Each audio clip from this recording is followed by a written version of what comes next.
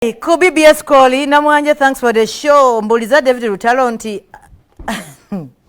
mbwafachi ne palaso. Bannange bantu balaba ntya nze nwana palaso tekisoboka, sisobola kulwana muyimbi yenna e Uganda kubanga njala nnyo ekisooka abayimbi abayimba obulungi. Ate nze sirigamba ku muyimbi yenna ayimba bubi. No, siri munenya. Naye bw'olaba nga nkunenyeza manya ng'oyimba bulungi. Omuyimbi yenna ayimba obulungi. Ayimba obubi. Ye yekka gwe ndigambako kyendabye nga tekiteredde. Ayimba obubi.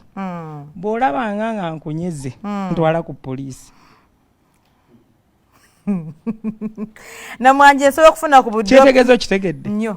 Nti ngenda okugambako nga nze nina ekinnuma saagala talenti yo efiiraawo. Omanye ebintu bino byava mu kwogera obwogezi. Bintu byetaagamu ebintu oyavudde ewantu ewalungi mukulu we teyayogeranga bwogezi. Ebikolwa tubyetaaga.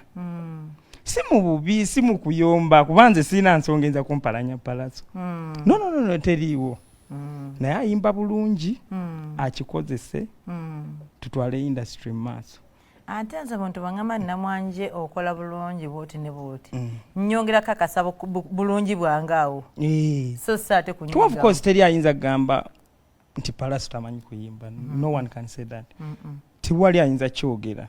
Ffenna tukimanyi nti ayimba bulungi. Naye bw'owulira nga bakunyooma yongeranga mu maanyi.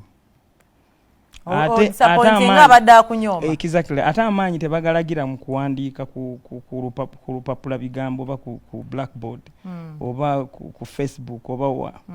Duka mu studio. Obadde onyooma kino. Obadde onyooma wano.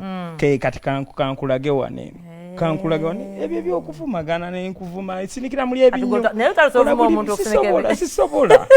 Tebikola kyengezaako okugamba nti tebikola. Ne bw'olaba ng'oli akunyooma. Duka misinde nza nyooma nze sikuddamu. Nziruka misinde mu studio. Damu mpogganire.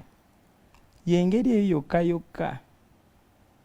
Yengeri yokka twagala industry abayimbi abamanyi okuyimba tujitwale maaso. Mick Daddy agambye. Temina jikwasa baana batamanyi kuyimba. Ne Mick Daddy agambye kakati oyo Salongo Dawuda omutuufu. I know.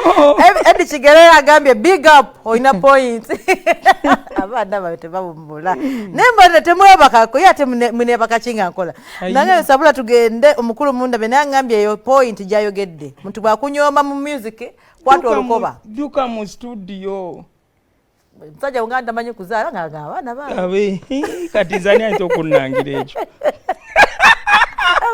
Ayazaga abakazi boogere nakasajja okutazaala nga nina abaana. Okitegeera. Kaakati ekyamakulu ekisinga obulungi siri mu ngeri evoola. No. Sisobola kuvoola muntu. Era nze lwakuba nti yakibuuzizza. Akibuuzizza ali sekundayiza nti ogenda kwogera ng'oyogera na mazima ogenda kubanga oyogera mazima. Singa ngambye kwebuzaabuza nsobola okwebuzaabuza. Naye ate ku muyimbi omulungi era seebuzaabuza. Singa ade mubi nandigambye ombuuza tomalira budde. Naye yo tukimanyi nti muyimbi mulungi. Salongo Siraje mukono akutumidde. Siraje nviramu awo. Nisa Kisemakula papa mundabire nnyo. Era wali Konsati yenga 19 ogwokutaano. Yes sebo. Serena, yes. At 46. Otyo. Yatubyemuko kati nine tugenderaawo. Papa si mu ngeri ekulwana.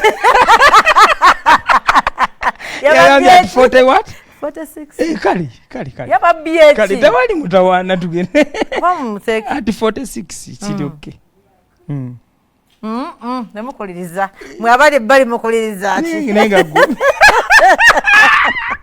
Papa tugenda kubeerayo bane tujje tuwagire papa Edward Masana fagambye hobe olese point ennungi nti wabatu muntu agatozaala ng'omulaga abaana okitegeera kyekisinga obukulu ate oba onookiddawa kitegeeza ozaala then anaweza bakanaga namwanje David Lutalo yasinga mu misinde gya kabaka gy'oli namwanje loud and clear Lutalo anaabeerayo